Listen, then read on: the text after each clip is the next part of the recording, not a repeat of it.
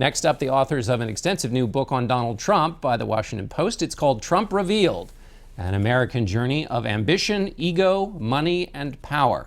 The introduction credits some 38 Washington Post staffers for the work involved, and the two who wrote it are here with us today. Michael Kranish is an investigative reporter with the paper, and Marc Fisher is a senior editor.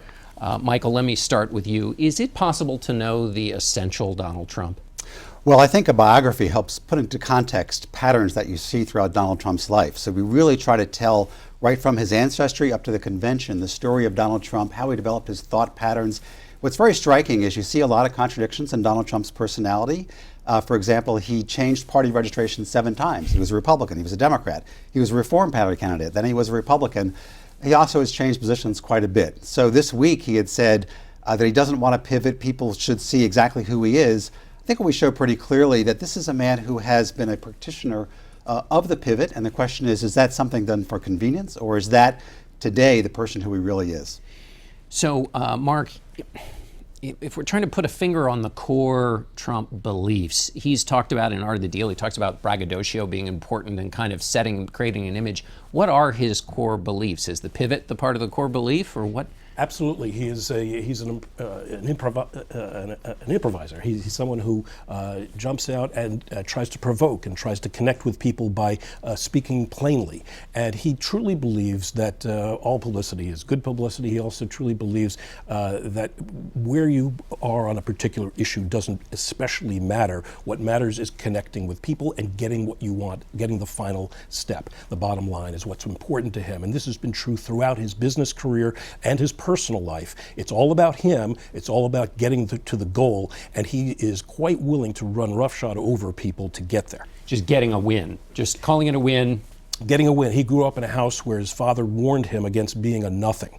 And his whole life has really been structured around proving to himself and others that he is something. It's something big and important. And this is only the latest step in really a very consistent pattern throughout his life. Michael, talk about that ego a little bit, that ego piece. When I talk to people who have had conversations and dealings with him in the campaign context, they always come back to his view about how he's being perceived, how he doesn't want to take advice if it's seen as if the advice is making him do something. He wants to be the author of his own way. Every politician has ego. Where is he on the scale of politicians you've written about in college? Well, he's quite high, no doubt about it. He has his name on buildings. During a lot of his business dealings, he did, as Marc said, run roughshod of a lot of people. And he told us that his ambition when he was doing business deals, because he had a lot of catastrophic failures that we write about, he was looking out for Donald Trump. And if other people suffered as a result, well, he was looking out for the best deal for himself. He told us that if he's president, he'll look out for all sorts of people, everybody.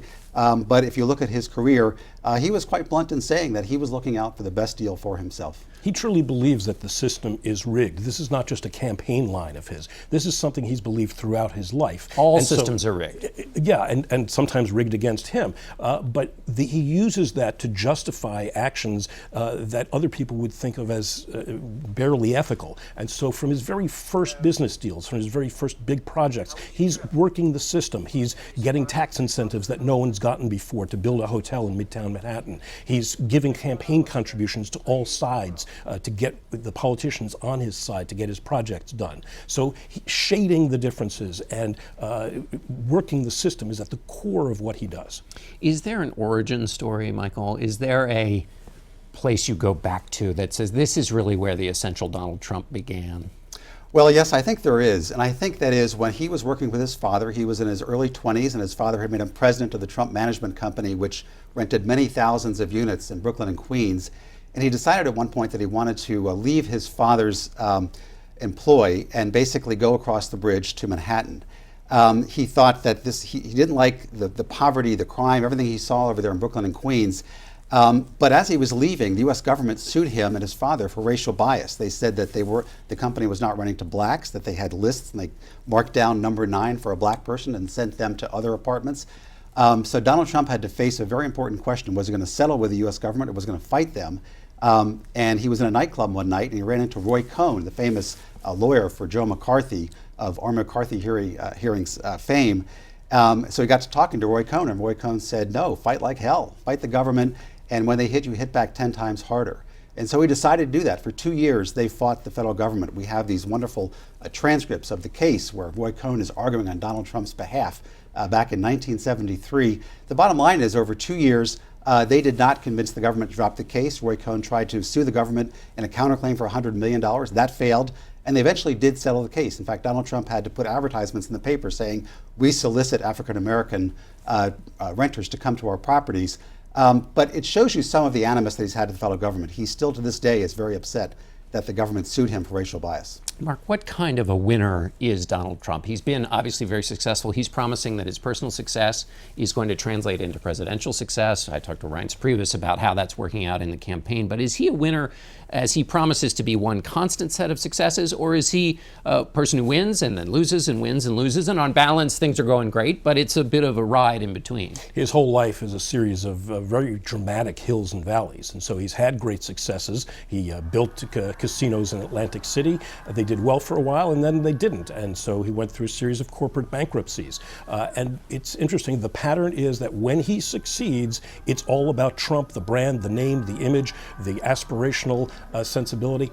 But when he fails, it's the system is rigged, it's other people's fault, other people don't get paid. He's stiffed a number of vendors and contractors. There's a long list of people who've spoken to us who are in the book who violated their non-disclosure agreements to tell us about how he treated them when things went sour. And so he is someone who does not take well to losing, and who is someone who, when he wins, it's all about him.